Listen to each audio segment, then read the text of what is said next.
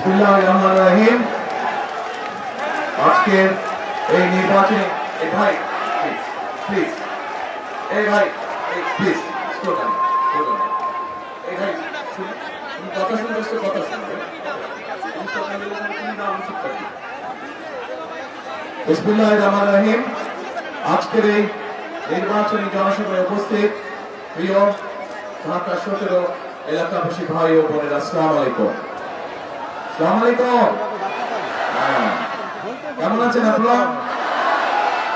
প্রিয় ভাই বোনেরা, আজকে আমরা এখানে সকলে একত্রিত হয়েছি আর দুদিন পরে ইনশাআল্লাহ বাংলাদেশের বহুল প্রত্যাশিত সেই নিরপেক্ষ নির্বাচনটি অনুষ্ঠিত হতে যাচ্ছে। যে নির্বাচনের জন্য বাংলাদেশের মানুষ, বহু মানুষ গত 16 বছরে গুম খুন হত্যার শিকার হয়েছে, খুনের শিকার হয়েছে। জুলাই আন্দোলনে আমরা দেখেছি কত মানুষকে হত্যা করা হয়েছে, কত মানুষ বন্ধুত্ব বরণ করেছে। আমরা এই মানুষগুলোর বলিদানের বিনিময়ে যে আমরা গণতান্ত্রিক অধিকার ফিরে পেয়েছি, সেই গণতান্ত্রিক অধিকার আমরা প্রয়োগ করতে যাচ্ছি ইনশাআল্লাহ আগামী 12 তারিখে। প্রিয় ভাই বোনেরা, আমি আজকে আপনাদের সামনে হাজির হয়েছি এই এলাকায় ধানের শীষের প্রার্থী হিসাবে। আজকে এই এলাকায় আমার বেড়ে ওঠা, বাংলাদেশের স্বাধীনতা যুদ্ধের পর থেকে 1972 সালে আমি এই এলাকাতেই বড় হয়েছি। আমার ভাই এই এলাকাতেই বড় হয়েছিল। আমাদের পরিবার, আমাদের সন্তানরা এই এলাকাতেই জন্মগ্রহণ করেছে।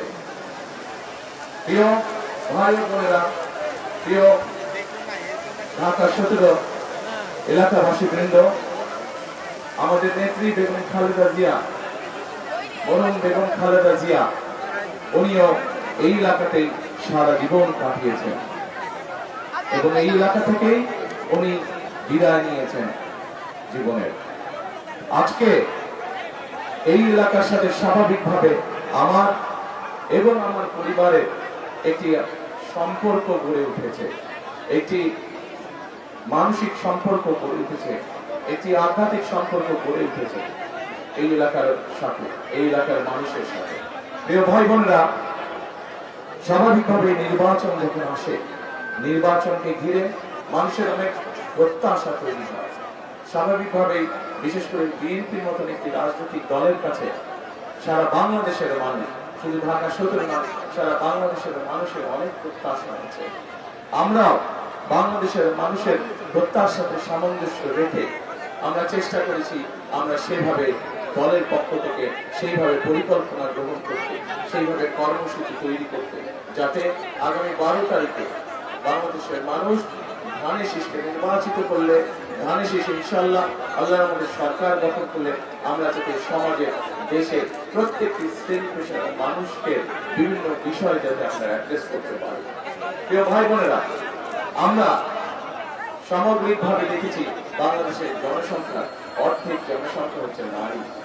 এই নারীদেরকে যদি আমরা যতই পরিকল্পনা গ্রহণ করি না কেন, আমরা যদি আমাদের মা বোনদেরকে, তাদেরকে রাজনৈতিক অধিকারের পাশাপাশি তাদেরকে যদি আমরা স্বাবলম্বী ভাবে গড়ে তুলতে না পারি, অর্থনৈতিক ভাবে স্বাবলম্বী করে গড়ে তুলতে না পারি, তাহলে আমরা কোনোই উন্নয়ন অগ্রযাত্রাকে আমরা সামনে এগিয়ে নিতে পারবো না। এবং সেই জন্যই আপনারা দেখেছেন যে দেশের যে খালেদা জিয়া দেশ পরিচালনা করেছিলেন, উনি এই দেশের নারীদেরকে শিক্ষিত করার জন্য, মেয়েদেরকে শিক্ষিত করার জন্য তাদের শিক্ষা ব্যবস্থা ক্লাস 1 থেকে ক্লাস 12 পর্যন্ত ইন্টারমিডিয়েট পর্যন্ত ফ্রি করেছিলেন শিক্ষা ব্যবস্থা। এবং তার কারণে আজকে সমগ্র বাংলাদেশে নারীদের শিক্ষার অনেক বৃদ্ধি পেয়েছে। এবং আমরা এখন পরবর্তী বিএনপি সরকার যে গঠিত হবে, আমরা সিদ্ধান্ত নিয়েছি যে এই যে লক্ষ কোটি নারী শিক্ষিত হয়েছে, এই নারীদের শিক্ষা তাদেরকে আমরা অর্থনৈতিকভাবে স্বাবলম্বী করে গড়ে তুলতে চাই। বিশেষ করে খেটে খাওয়া নারী, প্রান্তিক পরিবার যারা আছে, প্রান্তিক নারী যারা আছেন, সারা বাংলাদেশে খেটে খাওয়া যারা নারী আছে, তাদেরকে আমরা স্বাবলম্বী করে গড়ে তুলতে চাই। এবং এই কারণেই আমরা সিদ্ধান্ত গ্রহণ করেছি যে আমরা বিএনপি সরকার গঠন করলে ইনশাআল্লাহ পর্যায়ক্রমিকভাবে সমগ্র বাংলাদেশে আমরা গৃহিণী যারা আছেন, মা যারা আছেন, তাদের কাছে আমরা সরকারের পক্ষ থেকে একটি ফ্যামিলি কার্ড নামে একটি কার্ড পৌঁছে দিতে চাই, যেই কার্ডের মাধ্যমে প্রত্যেকটি মা, প্রত্যেকটি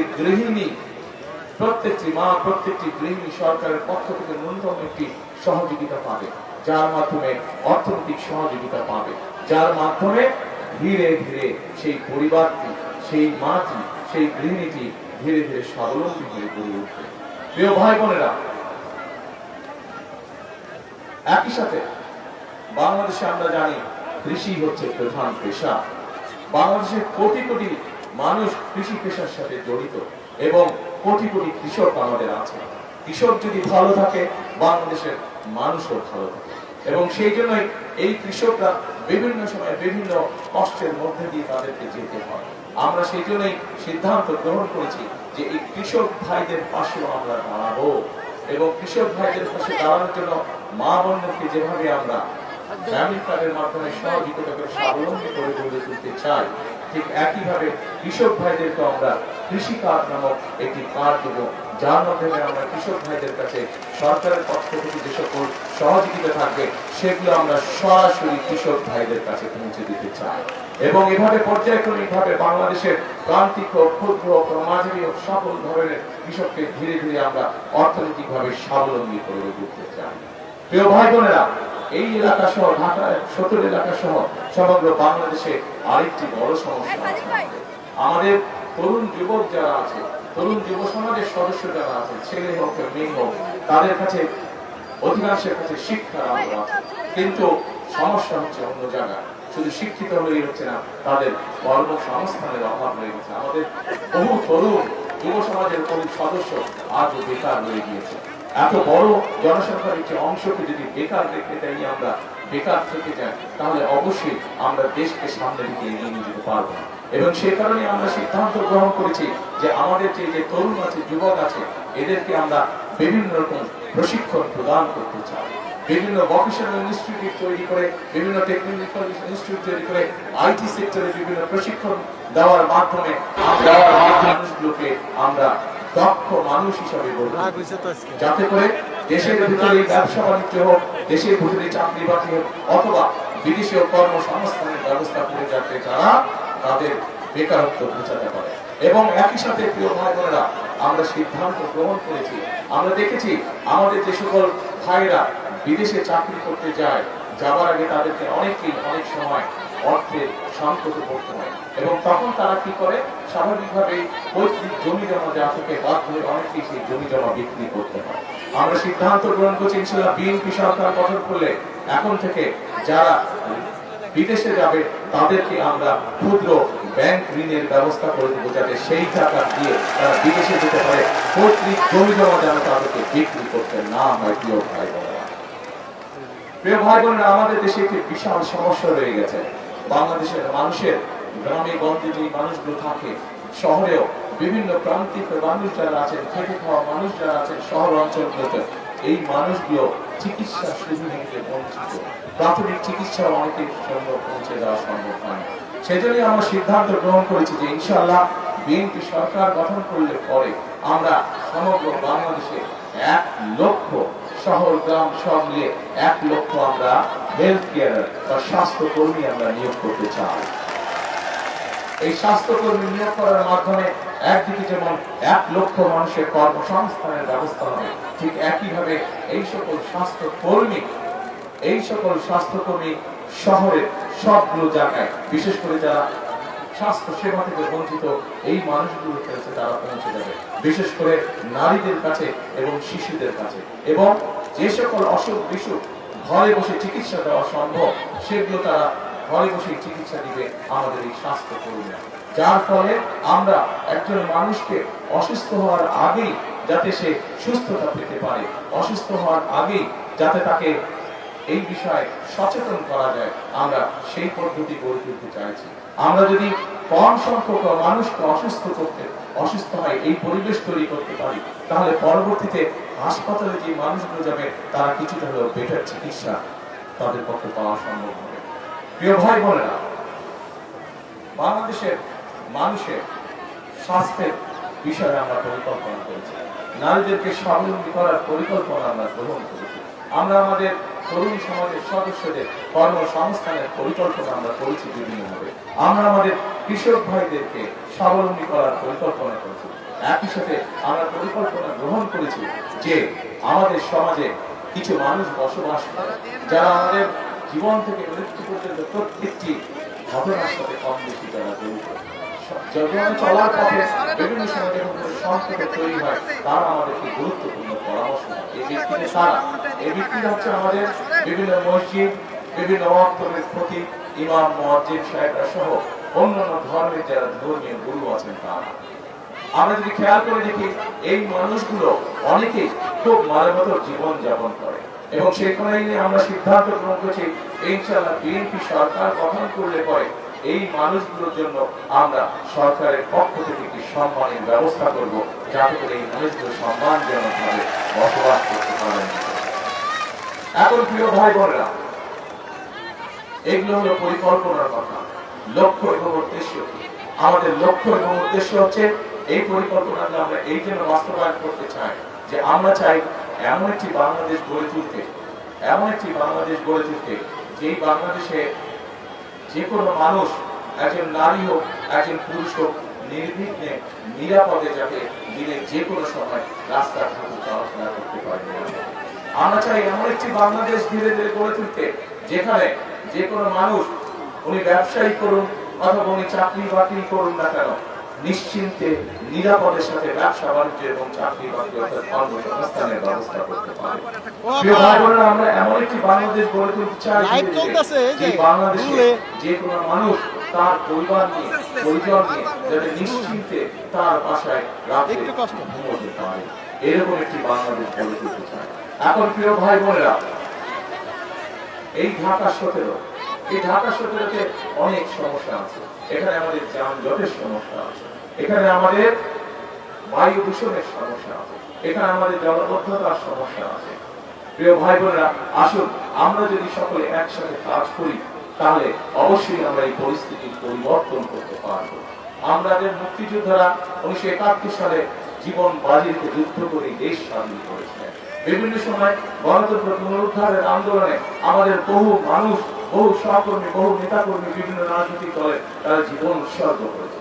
এমনকি 2024 সালের জুলাই আন্দোলনে আমরা দেখেছি 1500 মানুষকে হত্যা করা হচ্ছে, হাজার হাজার মানুষকে পঙ্গুত্ব বরণ করা হচ্ছে।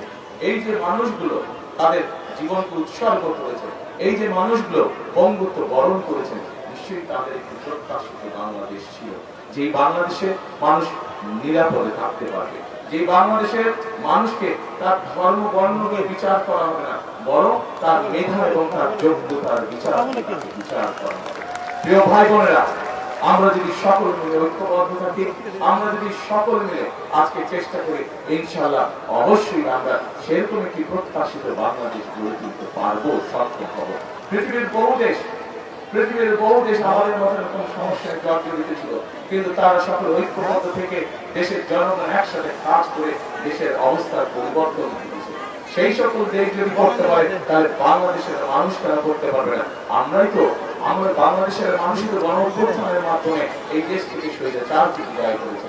বাংলাদেশের মানুষই তো 1971 সালে যুদ্ধ করে এই দেশকে স্বাধীন করেছে। তাহলে আমরা কেন দেশকে পুনর্গঠন করতে পারবো না?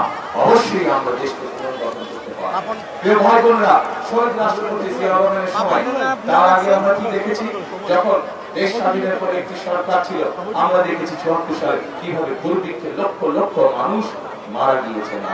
কিন্তু আমরা শহীদ রাষ্ট্রপতি জিয়াউর রহমানের সময় দেখেছি এই দেশের খাদ্য উৎপাদন দ্বিগুণ হতে, এবং আমরা দেখেছি শহীদ রাষ্ট্রপতি জিয়াউর রহমানের সময় এই দেশ থেকে খাদ্য রপ্তানি পর্যন্ত হতে।